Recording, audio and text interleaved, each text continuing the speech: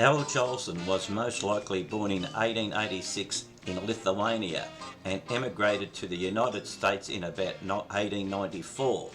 Within 2 years he began performing with his brother Harry, or solo, wherever he could, for handouts literally on the streets. Then with a carnival, a circus, and as a mascot for American soldiers going to the Spanish-American War.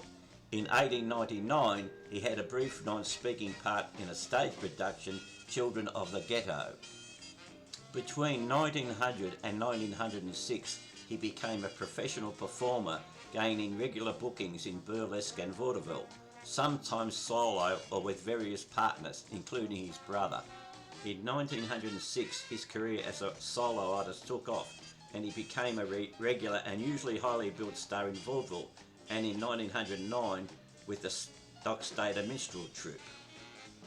In 1911 he hit the mecca of entertainment of the day, a part in a Broadway show, La Belle Paris.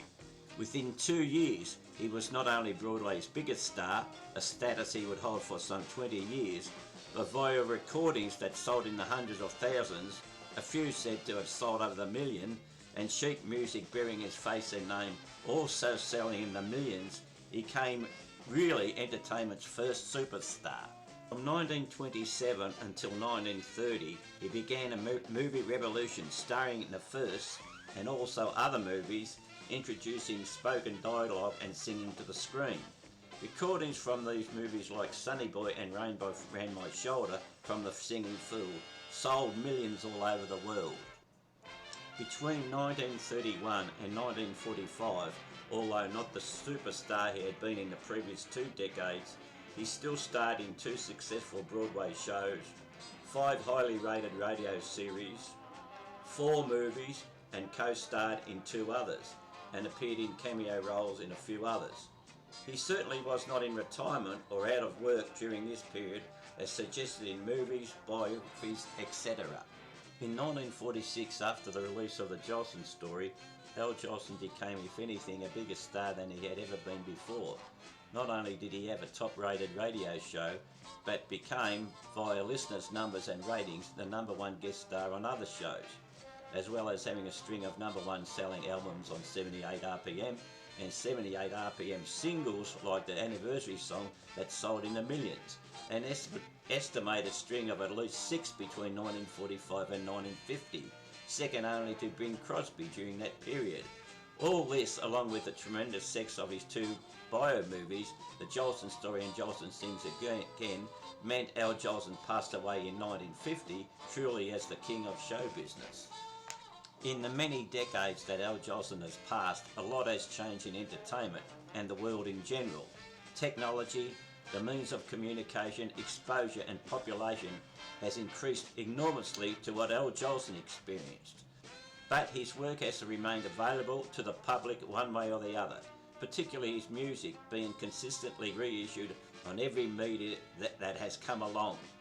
But there is still much more to enjoy: films, radio work, and other memories of a fabulous career that really put into context and perspective of the circumstances and conditions of the time he lived, still rates up there with the greatest ever.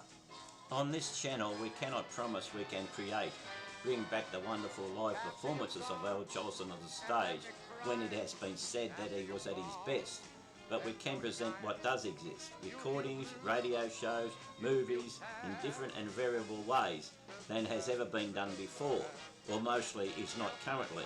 Please keep watching and enjoying, and suggestions, although promises cannot be guaranteed, it does not mean that they cannot be considered. Thanks for listening. Like mine, and you want me only after you've gone away.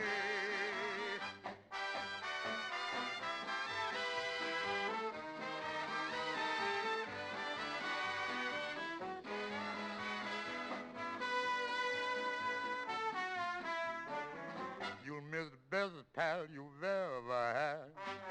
There'll come a time, now don't forget it, there'll come a time when you'll regret it. Someday, when you grow lonely, your heart'll break like mine and you want me only after you've gone, after you've